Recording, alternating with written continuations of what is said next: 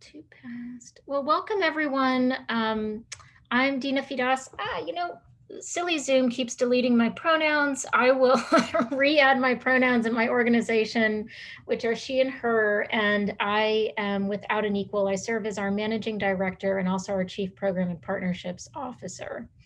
For those that were in the opening plenary, I'll forgive the duplication here, but letting you all know I've been fortunate to be doing LGBTQ workforce inclusion work for about 13 years, including in India, around the world, working side by side primarily with the corporate community and also governmental entities.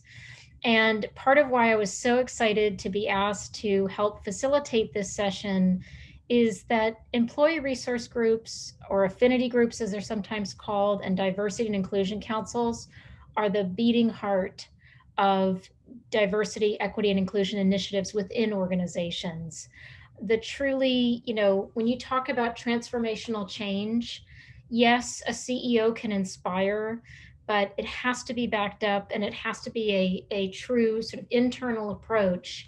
And often some of the truly most inspiring and bold leaders, it's the 28-year-old engineer who says, I have a day job and I'm willing to take my quote unquote gay job. I'm willing to step up in my employee resource group.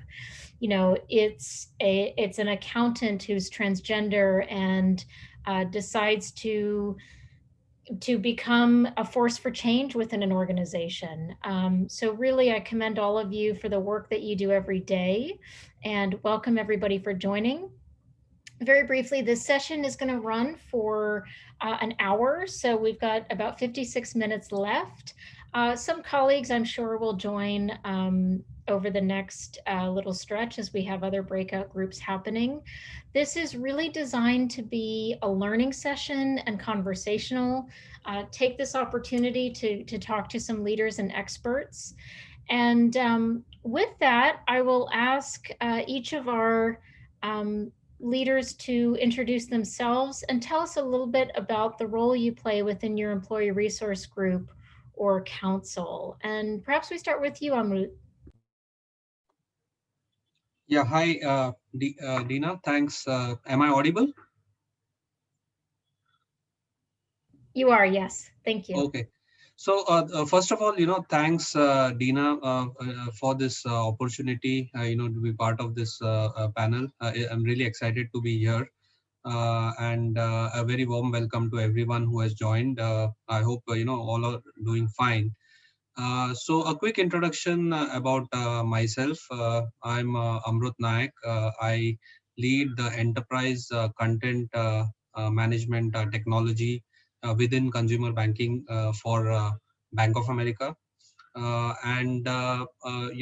also have the privilege to, support the LGBT plus employee resource group as a co-champion network facilitator. It's been an exciting journey over the last 2.5 years, where I got an opportunity to be part of this journey of setting up this network right from inception within Bank of America in the Global Business Services India.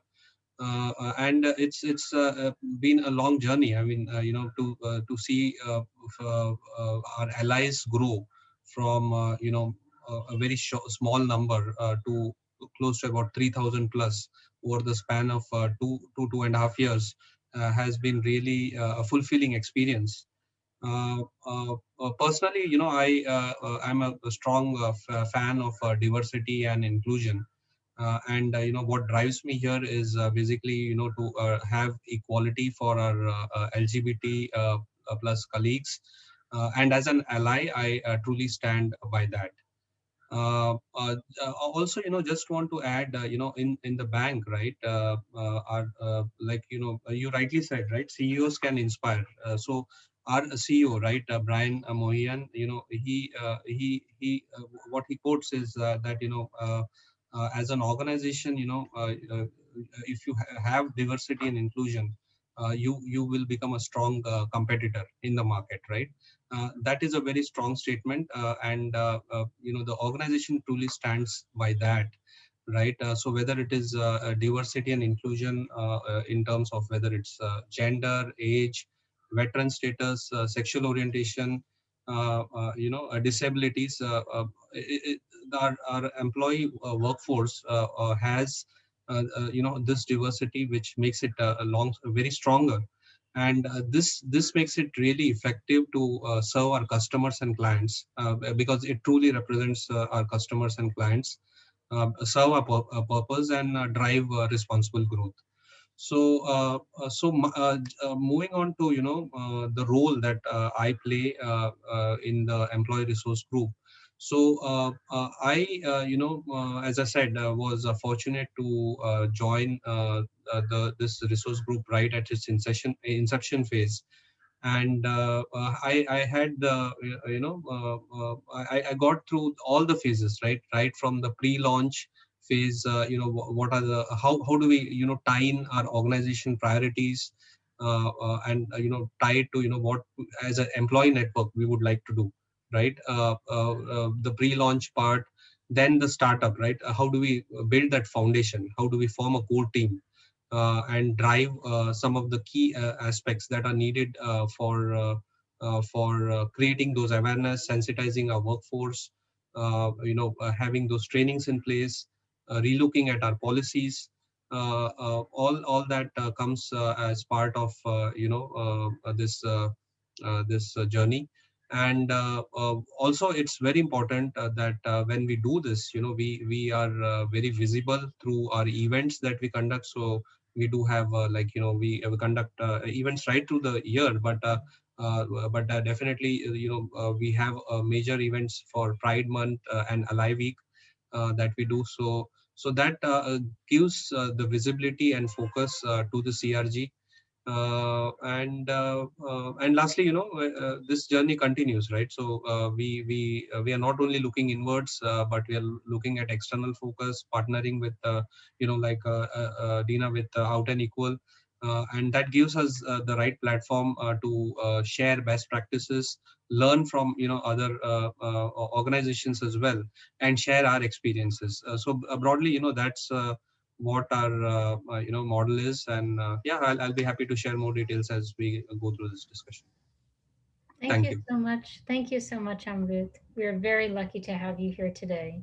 Ritam, would you like to also introduce yourself? Sure. I hope I'm audible, Dina. Yes. Hey, thank you, Dina. Thank you very much for this opportunity to be part of this wonderful discussion. I'm Ritam Mitra. I've been with GE for a little over 12 years now. I'm an engineering manager with the GE Renewable Energy business, supporting the onshore wind turbine, business, the fleet of turbines we have.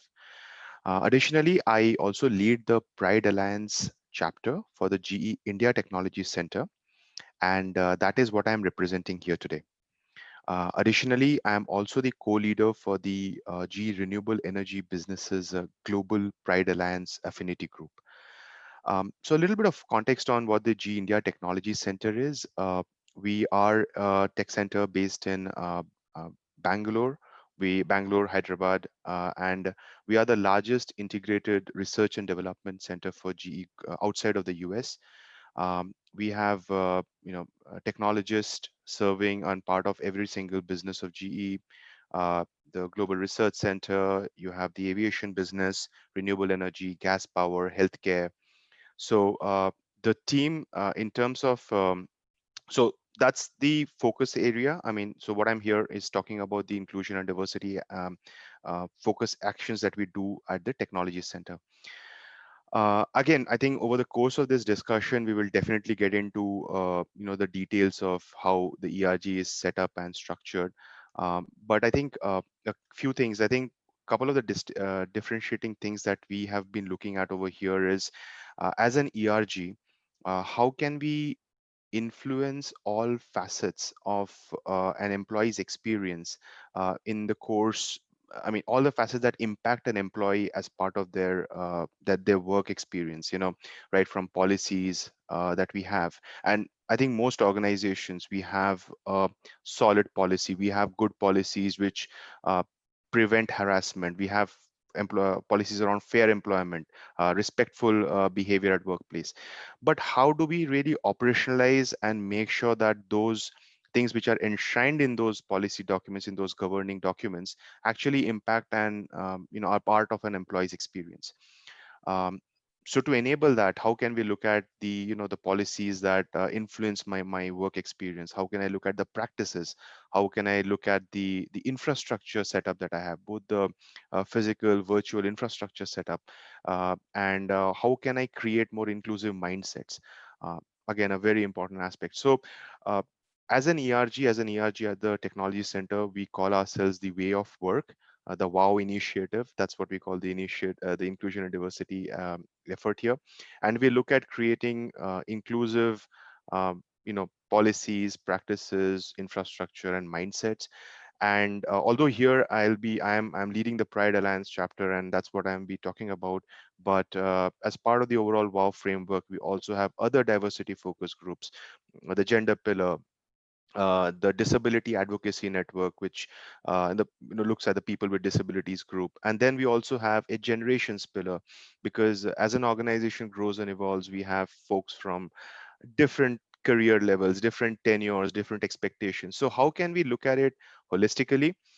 And maybe as a parting point, what we are looking towards as we grow and progress is, how do we develop a sense of belonging to for an individual, to an organization?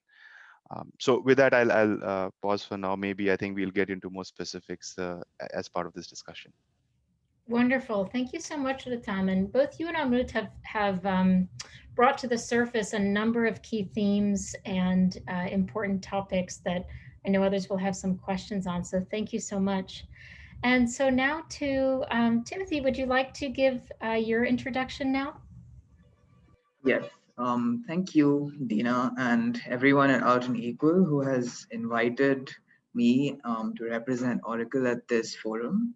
My name is Timothy Jairaj. My pronouns are he and him, and I am a co-lead at Oracle's resource group for LGBTQI employees. And the name of this resource group is Open. That's the Oracle Pride Employee Network. And this is specifically for the India chapter. My day job involves um, UX writing, user assistance development, and I support many of Oracle's Fusion application product teams.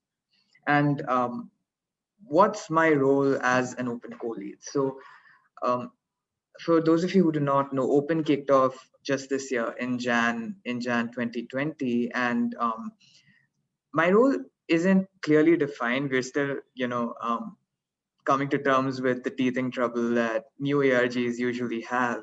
But to give you a rough idea of it, what I've been involved in is finding allies to support the cause of LGBTQ diversity and inclusion at the workplace, specifically at the Indian workplace.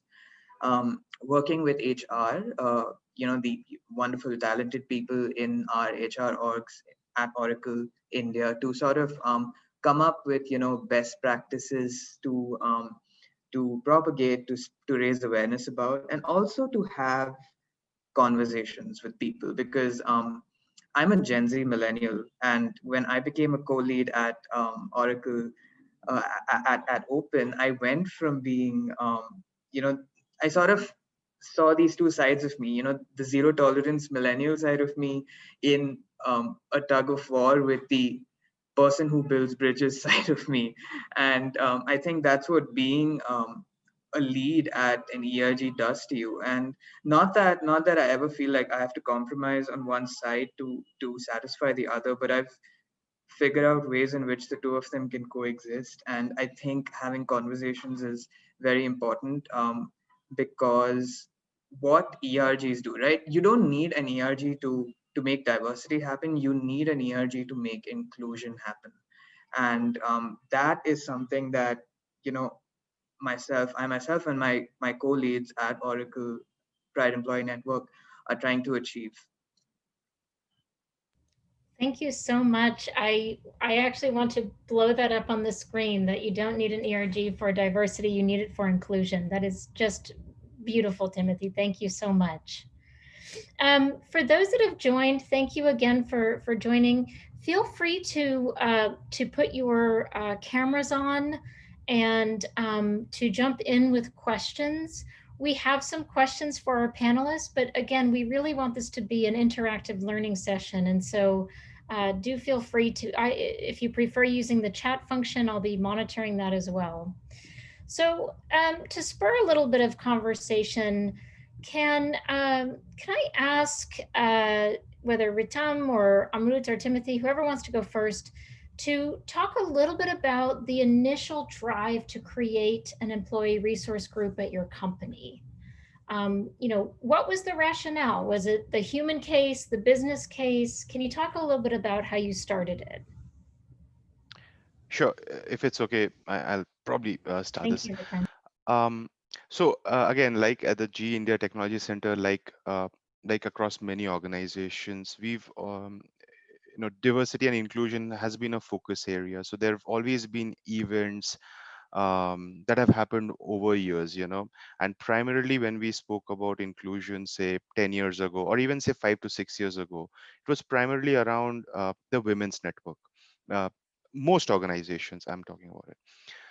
And even if when we looked at the women's, the efforts that we did around, say, the women's network or the gender inclusion, um, there were multiple events. There were sporadic events that kept on happening, and there are these activations, and then there is some period, and there is another activation.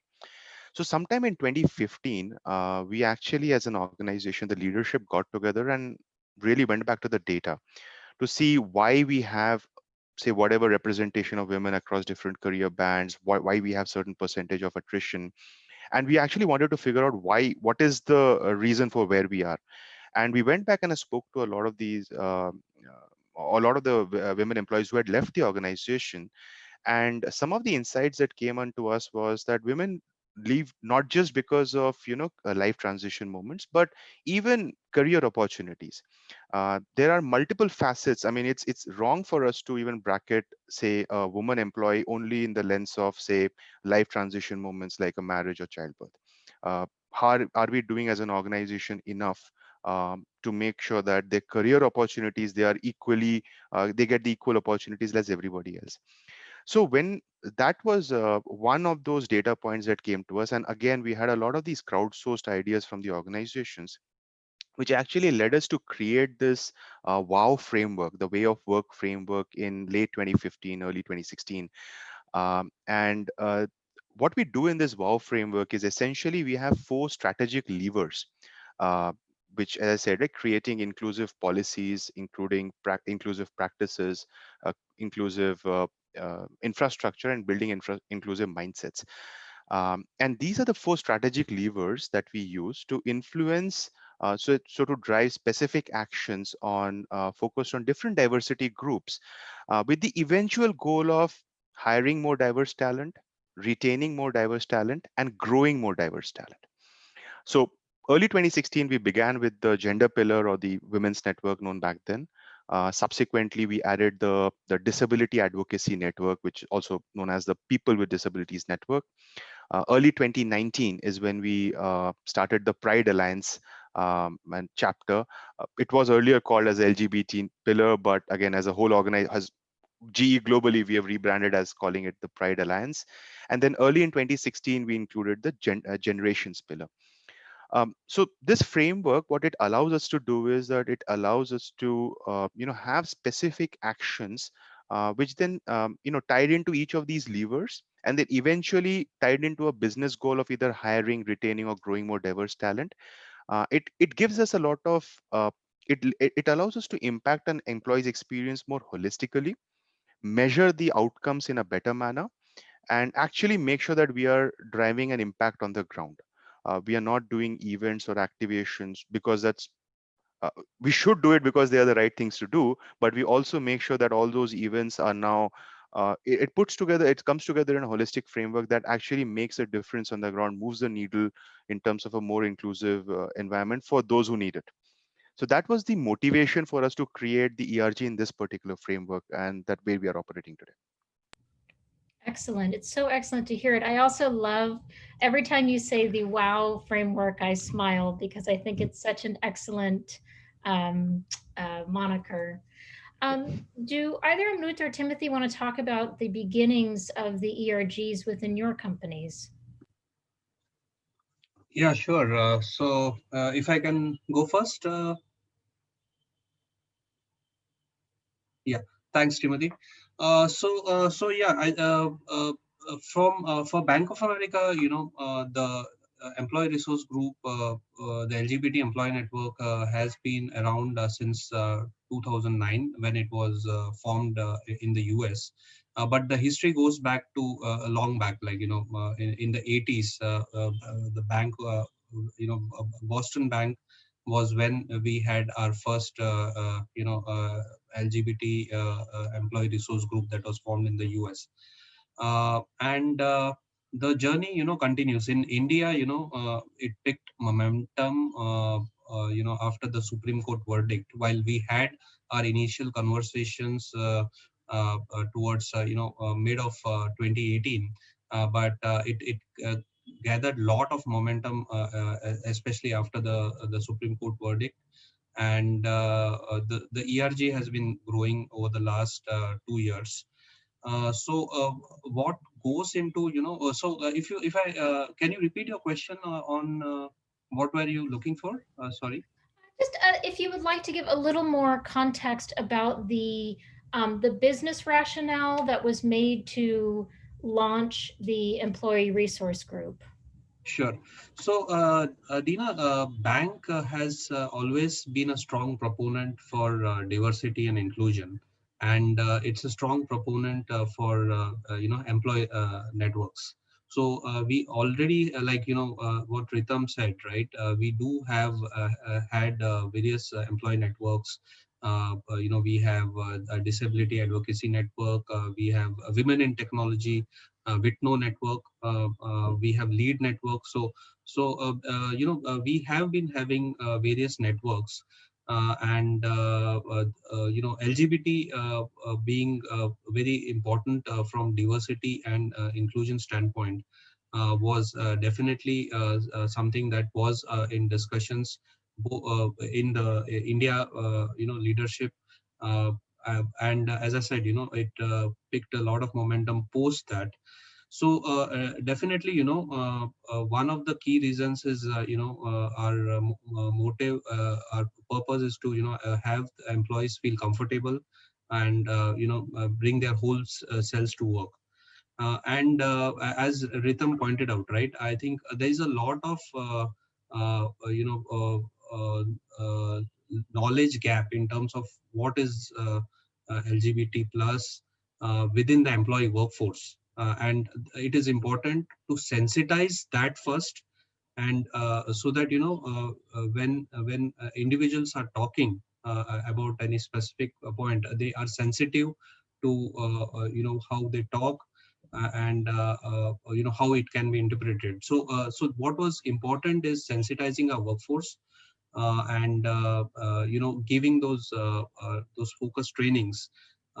So we began that journey through that process of building those focused groups, and the management videos, and so that was how we began. And the whole purpose was obviously to make sure the diversity and inclusion is well understood by the employee base, for this network. Terrific, wonderful. Thank you. Timothy, is there anything else that you want to add before we turn to the group here? Yes. The drive to have an ERG for LGBTQI employees was the idea that everyone should be able to bring their whole selves to work, right? And the idea that if I come to the workplace and I have to lock up a part of my identity, or not because I've thought about it consciously before I walked into my office, but because when I come in there, I get the vibe that people are not going to be okay with it, right? Then my mental health starts going for a toss, and I am unable to be productive after that, right? I can't, even though I may be extremely skilled at what I do, I will always have that thought at the back of my head, and I'll just feel really negative. And so one very enterprising um, leader at Oracle decided that, you know, we need to do something about this, so that there is awareness, so that it's a safe place for people. And the effort began a couple of years ago, like I think in 2017, but we were able to gain traction only in 2018 after the Supreme Court verdict. And ever since then, it was a whirlwind of change, because we we had 2018, like we started formalizing our efforts, and we started like marshaling support from the top brass at the India Development Center, and finally we managed to have our kickoff event in Jan. And since then we've done a lot. We've done a lot despite the lockdown. We went virtual. We channeled all our resources towards getting online awareness raised. And I think one thing we realized, like at the outset, was that we cannot make this happen without two things: A, without allies, and B, without conversations. Um, One-to-one conversations, right? Reaching out to people so that we can gain support. Because look, there's no point fighting if there's you can't pretend that, okay, you can seal yourself up in this perfect bubble, right? Because then there's no point of a struggle. I mean, there's no point of an ERG, there's no point of anything. We need to reach out to people so that we can win as many allies as possible. Of course, you win some, you lose some, but try to win as many as you can, right? And one thing we did was we tried to demystify conversation. So while we did have speakers, like big ticket speakers, come in, like Suresh Ramdas, right? He was Mr. Gay India. We had Manvendra Singh Gohil. We also, like within our ERG, some of us took up the responsibility of having these little awareness sessions for each for the larger team, so that it didn't seem like, okay, this knowledge is coming from some great gay person out there, but it's coming from within your own Oracle community, right? So I think that went a long way in making people comfortable with regard to having conversations, asking questions, and sharing experiences in the team.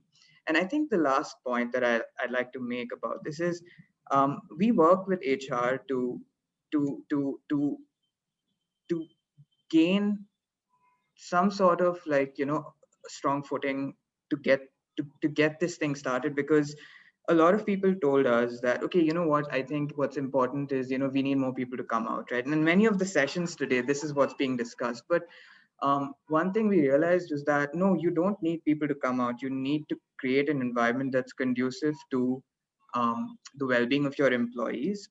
And by employees, I mean that all employees, straight employees, gay employees, trans employees, right? That question is laden with the assumption that um, everyone in your organization is straight, but you don't know that. So one thing we started telling managers whom we speak to, is just assume that 50% of your team is queer and work accordingly. So yeah, that's a little about how we started our vision, our mission. And yeah, thank you. Thank you so much, Timothy. Absolutely. And CV had also commented on, you had drawn out such an important point about belonging and being a feeling, but that it has very concrete effects on our productivity, our mental health, and frankly, also our ability to stay with a company. If you are putting all this energy and time to remaining closeted, or you are apprehensive about your colleagues' reactions to you, that's not a company you're going to want to stay for another 5, 10, 15 years. So we see it borne out in the data on talent loss. At this time, we've got just a little less than a half an hour left. And I wanted again to invite our audience, if you want to go off camera, if you want to ask a question over the audio or ask a question over the chat, you'd be most welcome to.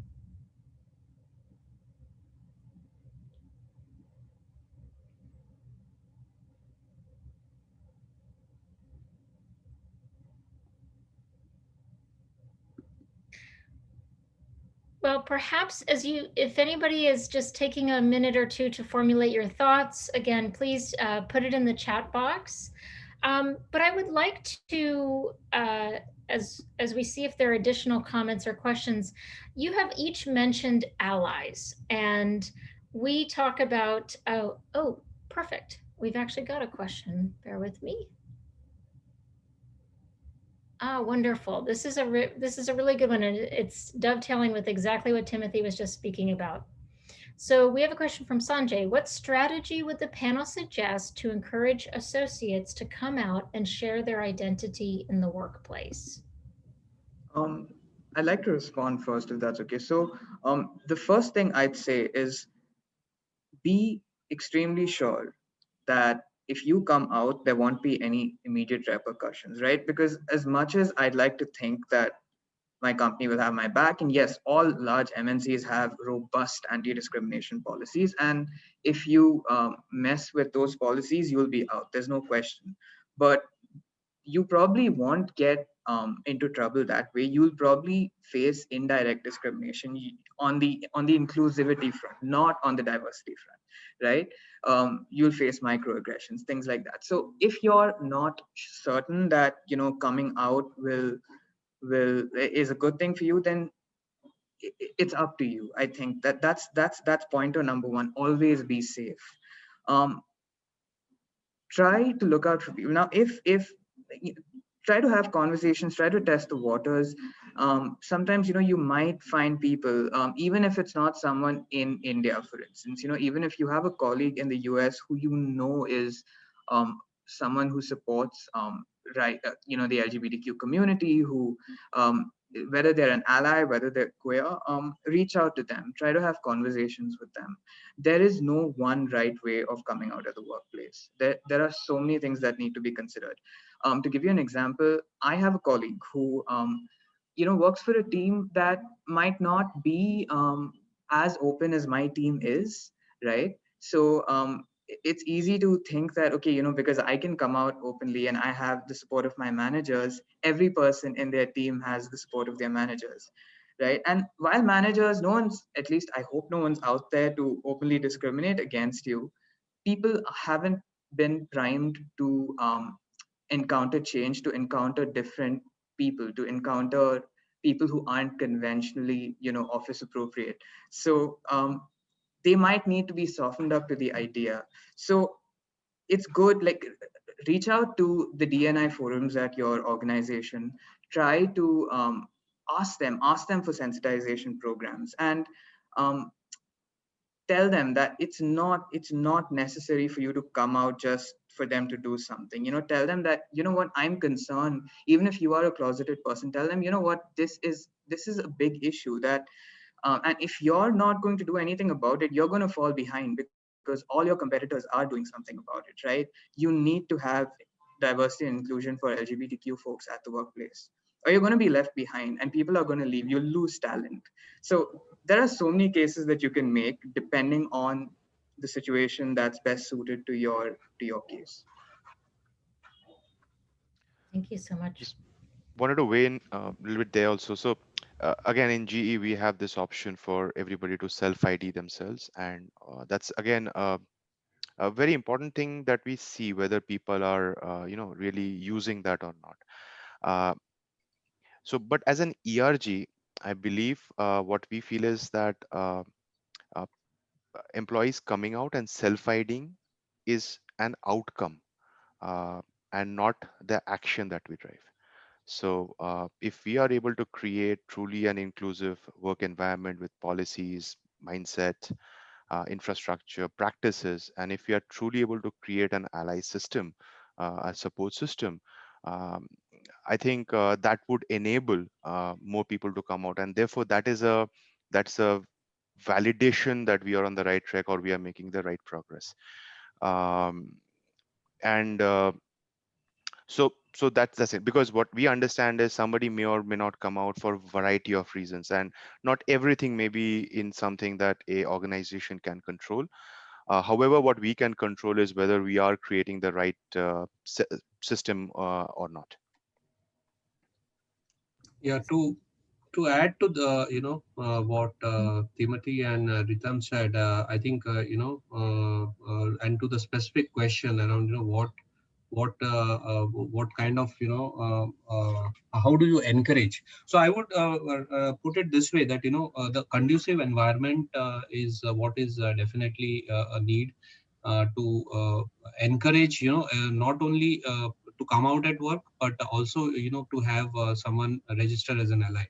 And while we also in our organization have that option of when the employee wants to register as an ally, they can register both as out at work or be an ally. I think that is like Ritam said, an outcome. What an organization can do, right, to create that conducive environment. I think if I look back at our journey, right, in Bank of America, during the initial stages, right, when we were building this ERG, and I think the focus was more on building that awareness. And what we did at that point was, we got some of our senior leaders, both global leaders, whenever they visited India, we used to take them, have a fireside chat conversation with them. We also got in some of our out at work leaders from stateside teams, who used to share their coming out story, and also that courageous conversations helped in giving that confidence to the teams here, that okay, yeah, there is leadership support, there is buy-in, and it is kind of a normal thing to do, right? So while I do agree that we are not forcing anyone to come out, it is how we create that environment that matters the most. Thank you so much, Amrut. And with all of this dialogue about, coming out, being out, where does the responsibility lie? As I reflect on it, my job, our jobs, is to ensure that whatever decision a person makes, it's not because their workplace is unwelcoming. So it's perfectly fine, of course, if someone is on an individual journey, but my job is to ensure that they don't have to factor an unwelcome work environment in that decision. So we have a question that I really like in here about, specifically, not just about how do you engage allies, but how do you give your allies a sense of belonging within the employee resource group? I'll read the full question. What are the different actions do each of your organizations do to engage your allies to give them a sense of belonging within the ERG group? In a way they feel, I'm too making a difference.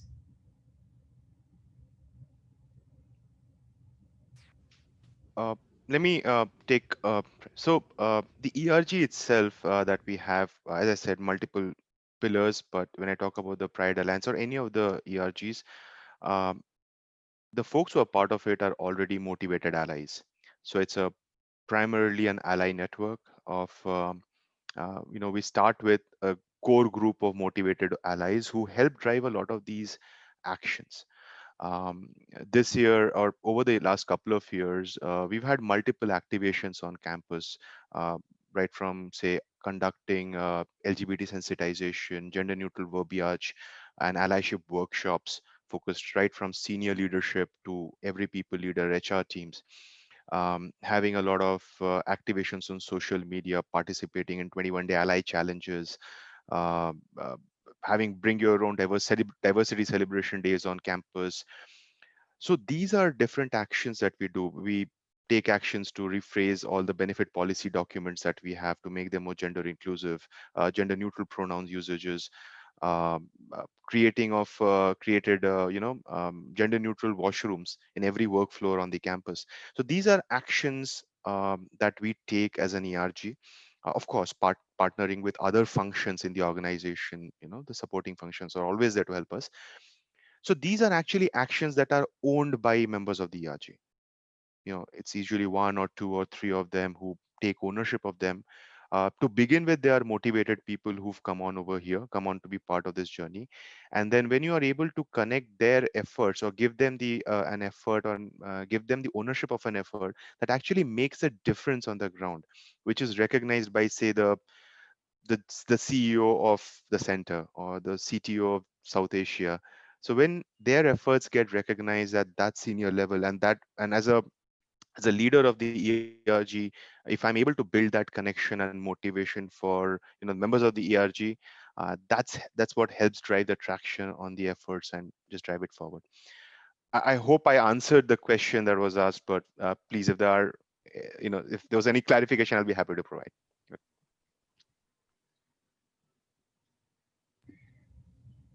So, Timothy, it looks like you want yeah, to share. Yeah. yeah. So I want to add to what Rhythm said, which is that I think it's very important for he talked about leadership, proactive leadership. He touched on that, and I think it's so important for managers to be proactive, right? You have a lot of good, well-meaning people out there in leadership who, it's not that they'll discriminate against you, and they're probably against discrimination of any kind, but it's important to be proactive, so now different organizations have different ways of letting you show your support for an ERG, right? For example, you have a social networking profile in your company. They might have badges, they might have little tags that you can apply next to your name to say that, okay, you're a supporter, you're an ally, right? And we have those, and we've been encouraging managers to put those out so that their team feels safe, right? So that if I join a team today and I see that tag or that badge next to my manager's name on their profile, I know that, okay, you know what, even if this never comes up, okay, if we never have to talk about the whole LGBTQI thing, I know that I'm safe. That apprehension has been substantially dulled, because I know that, whatever happens, this person has my back, right? And that goes a long way. The silent messaging goes a long way. So that is one thing we've been doing. We've been in touch with executive leadership in India, so that we know that they have our back, and they're amazing people, right? And they do have our back, and we keep in touch with them. We keep inviting them to events, so that when their reports, when other managers who are junior to these senior vice presidents and so on see that example, they will follow that example. They will know that, okay, they have nothing to lose from being supportive, from being caring. And I think another thing that's very important is that, see, allyship is not just about the LGBTQ community is not a monolith, right? Which has allies. As a cis man, I am an ally to trans folk out there within the community, and like that, all of us have our own stories of diversity, our own stories of disempowerment, for which we need allies, right? So what we do is we encourage our own ERG members to be a part of other ERGs, like either if it's for people with persons with disabilities, if it's for the women's leadership organizations. We need to form a network, because see, at the end of the day, what all these ERGs are trying to do is to work towards a day in which we will not need ERGs anymore, when your workplace will be just right for everyone. So give people, like, let people know that um, you can be an ally to many things, and I can be an ally to you, to your causes, just like how you can be an ally to my cause. And we're all humans at the end of the day. We all have our shares of trouble. So I think that's a good strategy. That's an effective strategy. It's worked for us at Oracle, and I encourage other people to try it as well. Thank you Just so much, Timothy. to add, I think the very important point that Timothy brought about, using placards at your desk. We have that, and it has really done a great, like just a simple placard which says, I'm an ally, right? And I can give you an example. When one of our execs from the US visited, he was gay, and he had his own apprehensions. He was visiting India for the first time. So what he was very, his family was very concerned, prior to the visit. He had his own concerns, because he was visiting here, he will be accepted. So as soon as he reached office, he arrived at, he started meeting the teams, and he saw this small placard, right, which says, I'm an ally. That changed his entire outlook, right? He felt so accepted and comfortable, and that small thing. So the point is, it's the small things that make the big difference, right? And I think these are some of the things that we need to focus on. Also, another thing in the bank that we are doing is, with we have a lot of focus on, a culture of belonging, and for allies to, really propagate this message, right? It can't be just done by an ERG or the core team, right? While they are passionate to drive some of the events, but I think what matters is, how the allies take it further, right? So what we have is what we call, each one reach one, teach one, right? So what it essentially means is, as you start on getting more allies, right? The ask is for the ally to, get additional, maybe one ally. Talk about, it's not about the count, right? It's about, sharing your experiences, being a strong proponent for equality, and communicating that, whenever you are having coffee chats, or in cafeterias, talk about it, so that you get the buy-in on for equality from anyone else. So that's what we are very much focused on, each one to reach one, teach one, and that is making our ally membership grow stronger day by day. Thank you so much. Now we have just about 10 minutes left, so I think we have time for one more question to give each of you a few minutes to answer. We know that employee resource groups often drive policy change, and so there's a question from Sanjay asking, could you kindly share top policy changes that you are planning in your organization? And part two of the question, which I think is quite important as well, the steps you foresee in case of any challenge. And may I say, if you don't have a policy agenda right in front of you, maybe it would be helpful to even reflect back on how the employee resource group has done this in the past and how you overcame challenges. Yeah. So Go you ahead, want me Amrit. to go? Yeah, so yeah, I think policies are definitely a very vital factor, and as part of the employee resource group, that has been one of the core focus areas we looked at when we were in the the startup phase, right?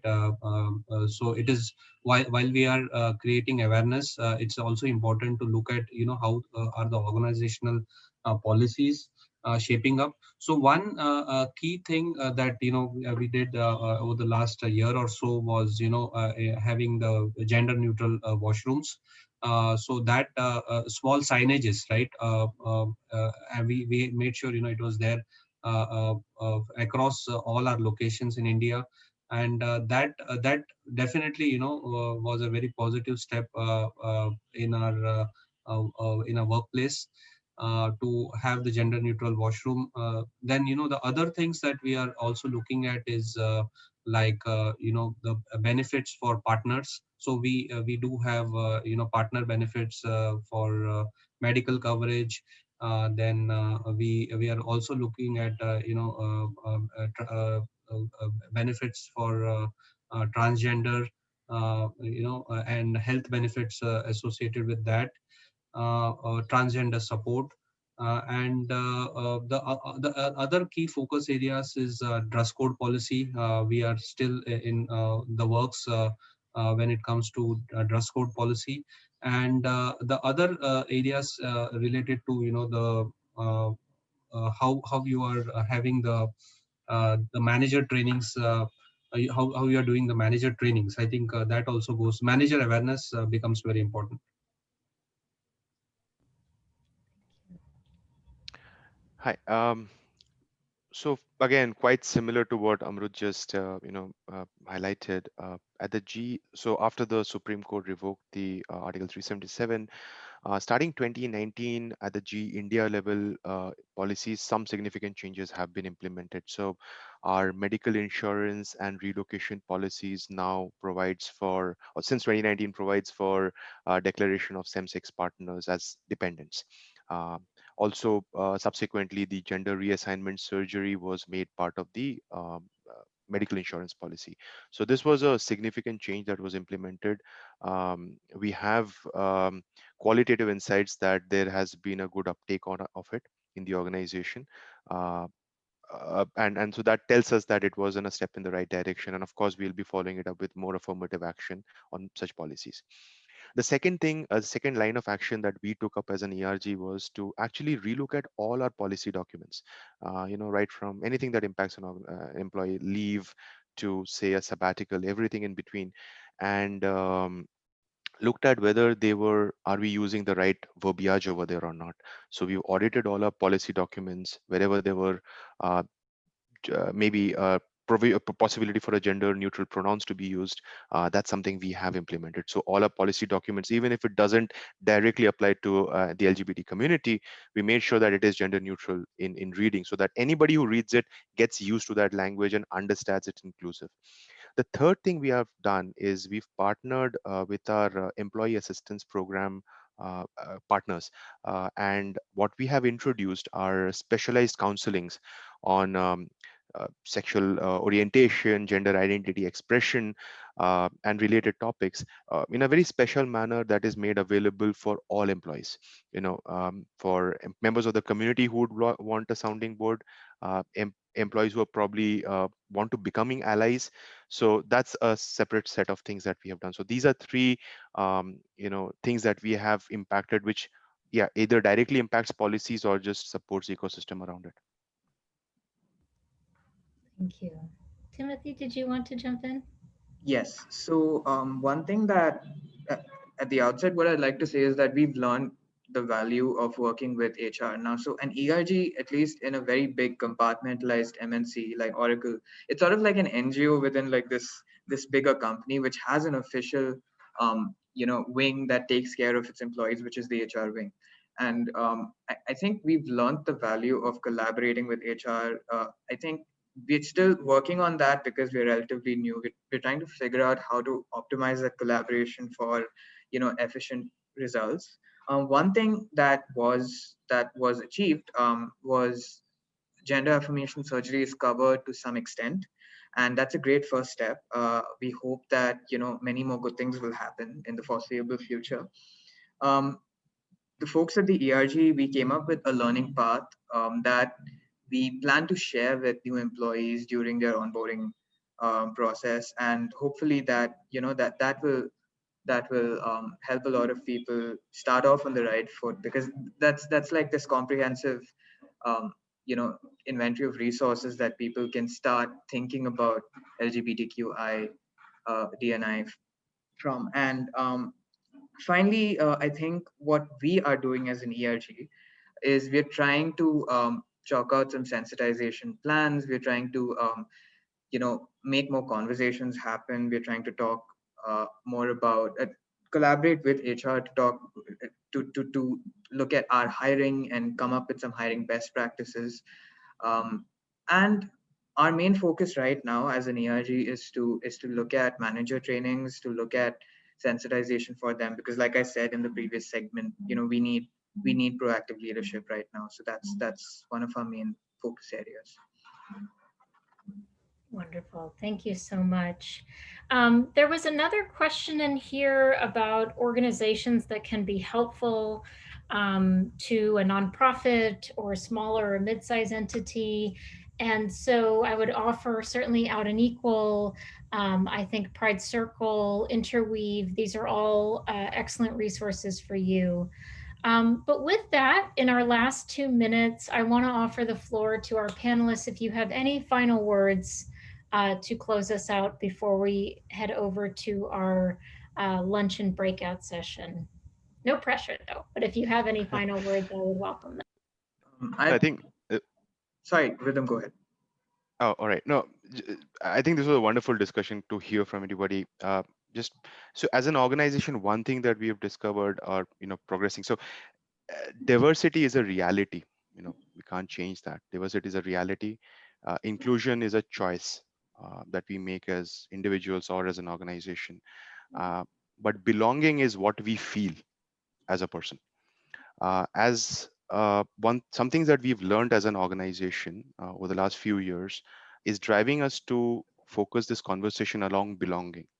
How do we take the conversation of inclusion, the fact of diversity and the conversation of inclusion to every employee, to every person individually, and understand what it makes for them to feel a sense of belonging to an organization, because that in the long run is what's going to make a truly inclusive workplace.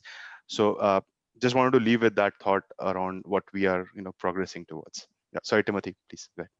Yeah, so I'm just going to say that diversity happens in boardrooms, at executive tables, while inclusion happens at the lunch table. It's an everyday effort, it's an interpersonal effort, right? And it's about conversations like being able to talk about your partner, right? And not being afraid that people will recoil, being able to wear what you feel comfortable in and not turning heads for the wrong reasons. These are things that, um, only inclusion will be able to achieve. And I think that that is the future. Inclusivity is the future. Diversity can be checkboxed into existence. Inclusion can't. So that is something I think, that's the need of the hour. And I hope that we'll continue, to do things like this, like what Out and Equal is doing, and collaborate with our colleagues across the world, across companies to make that happen. Thank you. Thank you so much, Timothy. Yeah, thanks, Tina. I think it has been a really good discussion. So just to wrap up, I would say it's a collective responsibility to have that for the company's commitment, right? It will be a collective responsibility that has to that will drive that total equality in at the workplace, and that is the most important thing. So. With that, it becomes, uh, the go forward is definitely to have that in mind. While you can have an ecosystem, you can have all the ERGs in place, but how you the mindset change and how you take it forward to bring that culture of belonging becomes important.